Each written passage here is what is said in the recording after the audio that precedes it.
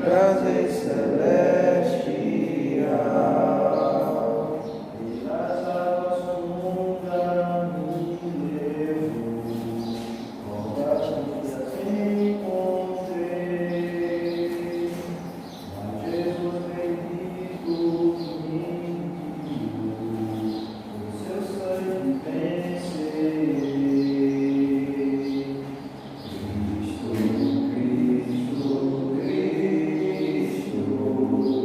Nome sem igual, em ti o compreendo, de prazer celestial. Escuro a nuvem voltará, baixará do céu em luz, e no seu poder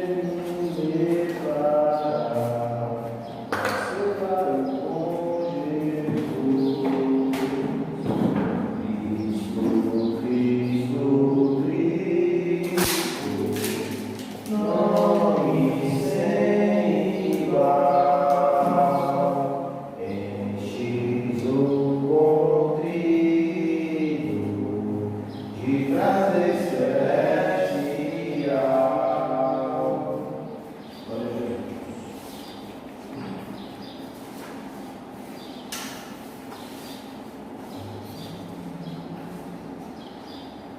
Só os irmãos acompanham a sua mãe também. Amém. Está todo de pé e a palavra do Senhor.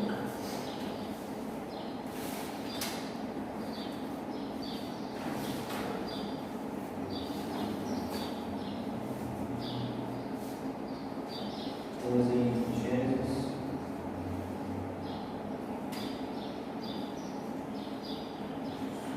Gênesis 40.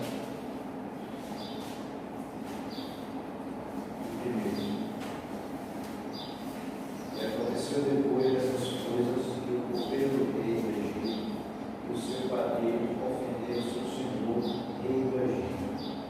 E mandou-se a Faraó, muito contra os servidores do mundo, com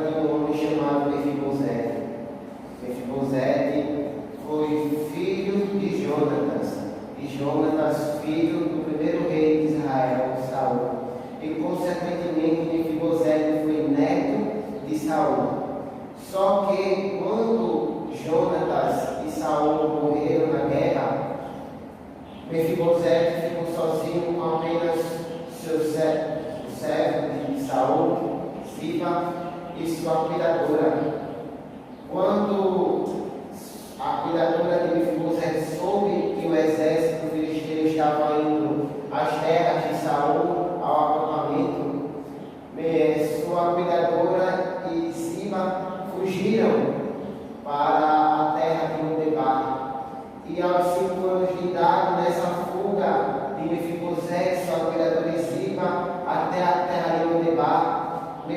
Mefibosete, a Bíblia vai contar em 2 Samuel 4:4, que aos 5 anos de idade, Mefibosete, nessa fuga, a cuidadora de Mefibosete deixou cair no chão e, consequentemente, Mefibosete ficou coxo desde os 5 anos de idade. E a história também vai contar que quando Mefibosete cresceu sem conhecimento. Mefibosete era príncipe, mas ele cresceu sem ninguém saber que ele era príncipe. A terra em que Mefibosete vivia era a terra de Lodebar. Essa terra era o que significa terra do esquecimento. Mefibosete estava ali sem ninguém, estava ali só com sua cuidadora e o servo de seu pai, Ziba. E ele sofria muito por conta que era pobre. Ele mendigava nas ruas pedindo por um pão. Ele conseguia viver na miséria. Aí a história vai contar que Davi fez uma promessa a Jonatas. E essa promessa, por conta que Jonatas era muito amigo de Davi. E quando Davi foi rei sobre toda Israel, Deus fez se lembrar da promessa em que Davi fez a Jonatas. Então Davi perguntou a Ziba se existia alguém ainda da descendência de Saul. E Ziba respondeu e disse: meu rei, há um. O nome dele é Mefibosete. Ele vive na terra de Lodebar. E Davi nem pensou 2 vezes. Ele fez: vá chamar ele, que eu quero ver. Vá chamar ele, que eu quero falar com ele. Então Ziba foi até Lodebar, chamou Mefibosete até a presença do rei Davi. E quando Davi viu Mefibosete, viu ele coxo, viu ele pobre, mendigo, miserável, que Mefibosete estava em sua condição. Então, quando Davi viu aquilo, quando Mefibosete viu o rei Davi, lá no capítulo 9, versículo 8, vai mostrar a humilhação que Mefibosete teve perante Davi. Mefibosete vai se prostrar diante de Davi e vai dizer tudo que no 9 vai dizer lá na última parte. No 8 quer dizer, ele vai dizer: tu teres olhado para o famoso como eu. Então vimos aqui que Mefibosete estava tendo uma humilhação, estava se humilhando perante Davi e fez: por que o Senhor me chama sendo que eu sou um cão, sendo que eu sou um mendigo miserável, eu sou um pobre perdido? Aí Davi vai dizer: tudo o quanto era do teu avô, agora pertence a ti. Tudo o quanto teu avô tinha, tanto terras, todas as riquezas, agora pertencem a você, Mefibosete. A Bíblia vai contar também que lá na frente, quando Absalão ele vem e toma o reino de Davi, e Davi foge com o seu exército e famílias para um acampamento distante, a Bíblia vai contar que Ziba foi até o encontro de Davi. Só que chegando Ziba no acampamento, Davi pergunta: onde está Mefibosete? Ele não quis vir contigo para junto comigo? Então Ziba nesse momento engana Davi, dizendo mentiras. Ele disse: Senhor, Mefibosete, ele não quis vir ao encontro de ti, ele não quis ficar aqui contigo. Então Davi cirou-se e tudo o que tinha para Mefibosete, Davi tirou de Mefibosete e deu a Ziba. Toda a terra que Mefibosete tinha, deu a Ziba. Então Mefibosete voltou à miséria. Quando Deus com Davi volta até a terra de Jerusalém e toma o trono de Absalão e devolve ao rei Davi, aí vou contar que Davi foi até o encontro de Mefibosete e perguntou: Mefibosete, por que não foste ao meu encontro? Aí Mefibosete vai dizer que Ziba me enganou no Senhor, Ziba mentiu sobre o Senhor. Então Davi, ouvindo os 2 lados da história, disse: minha parte eu dou para Mefibosete e minha parte eu dou para Ziba. Só que vamos ver a humilhação tão grande de Mefibosete vai falar: Senhor, tudo o que o Senhor me deu, dê tudo assim, Pai. Me deixe sem nada, o que me importa é estar aqui, morando com o Senhor. Então, assim foi feito. Davi deu tudo o que tinha para si, Pai.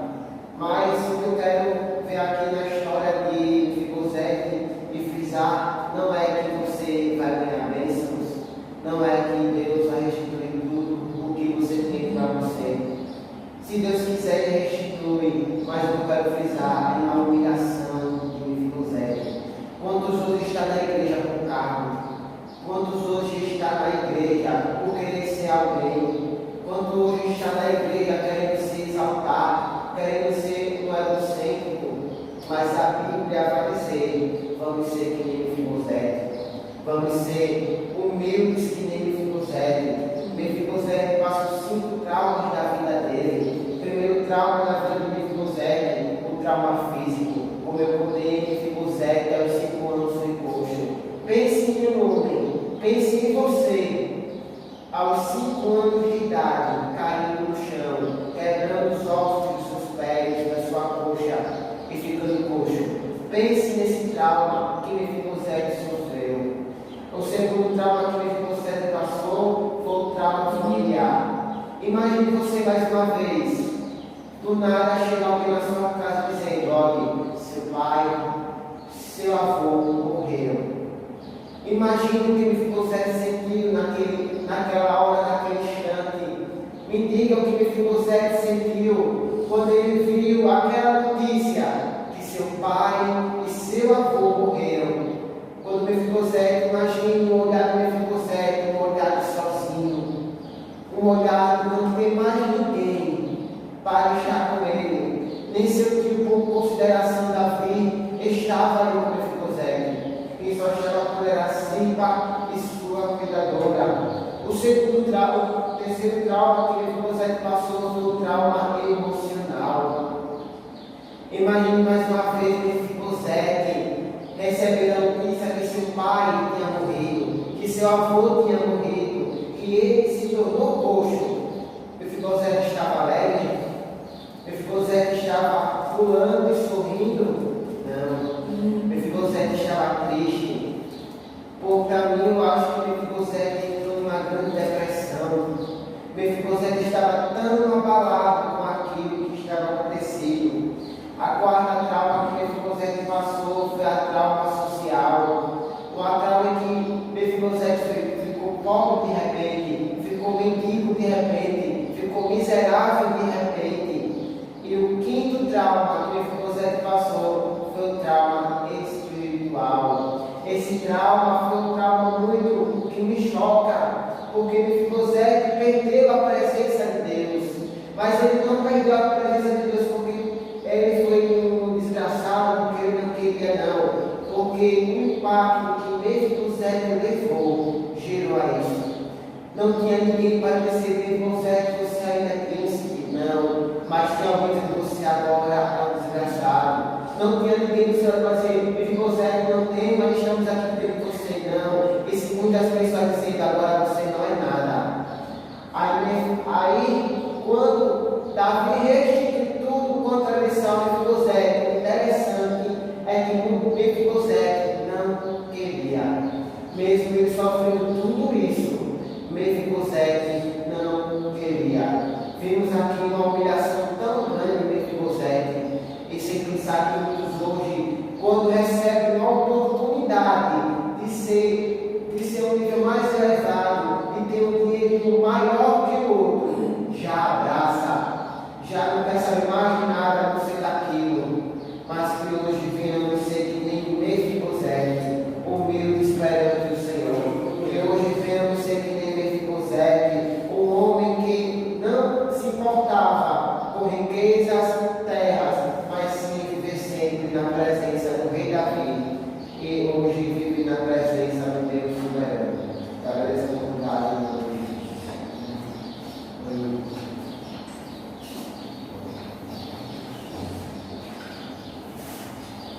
Glória a Deus, aleluia.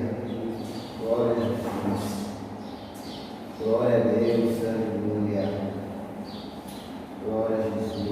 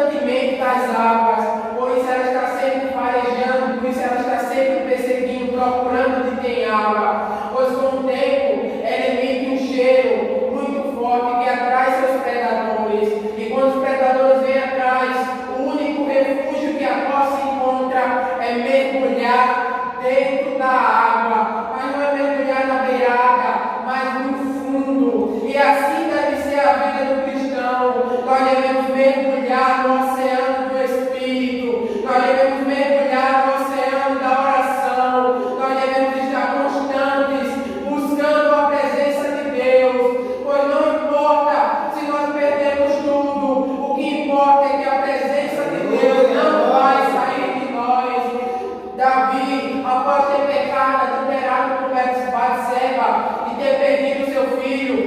Salmo 51, o versículo que eu me lembro, Davi vai dizer: não me lances fora da tua presença. Davi, não importava se ele era o rei, Deus poderia tirar tudo, mas o que Davi não queria perder era a presença de Deus na vida dele. E é assim que nós devemos ser hoje em dia, mesmo que haja perseguição, mesmo que haja lutas, mesmo que haja peleja, Deus estará ao teu lado. O que importa é a presença de Deus. Mesmo que a peleja esteja dura, mesmo que as provas sejam demais, Deus não vai te livrar de passar pelas provas, mas Ele garante que estará ao teu lado para te ajudar, mas Ele garante que estará ao teu lado para pelejar as tuas guerras.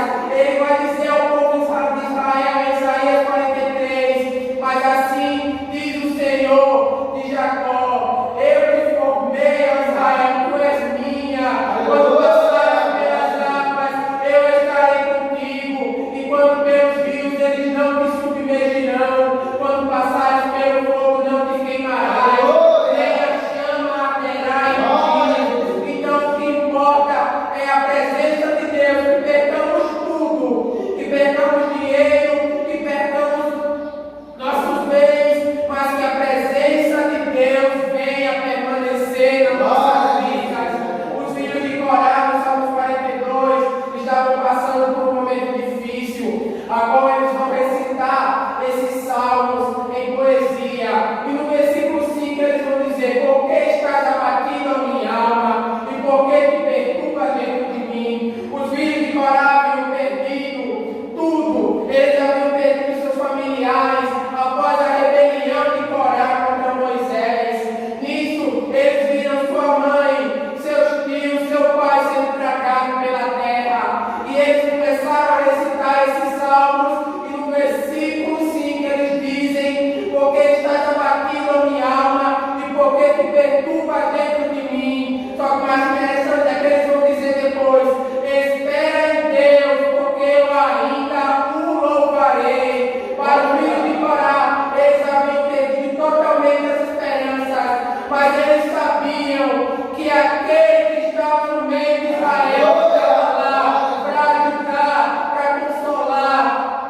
Jó, após ter perdido seus bens também, Satanás foi novamente diante de Deus, e Deus disse: tu, meu servo Jó, ainda continua fiel a mim. E Satanás disse: é porque ele ainda gosta de saúde. Então Deus disse: então vai, toca na saúde dele, toca na pele, somente a vida dele tu não vais tirar. E de novo Satanás foi e tocou na saúde de Jó. Jó ficou com chagas, Jó ficou doente, mas mesmo assim Jó adorou. Jó tinha confiança tão grande em Deus que nos versículos mais à frente, se não me engano, no versículo 19, capítulo 19, ele vai dizer: eu sei que o meu Redentor vive e que por fim se levantará sobre a terra. Jó sabia que ele tinha perdido tudo. Jó sabia que poderia não recuperar nada mais. Mas uma coisa ele tinha certeza: é que no fim Deus estaria com ele, e no fim Deus o recompensaria.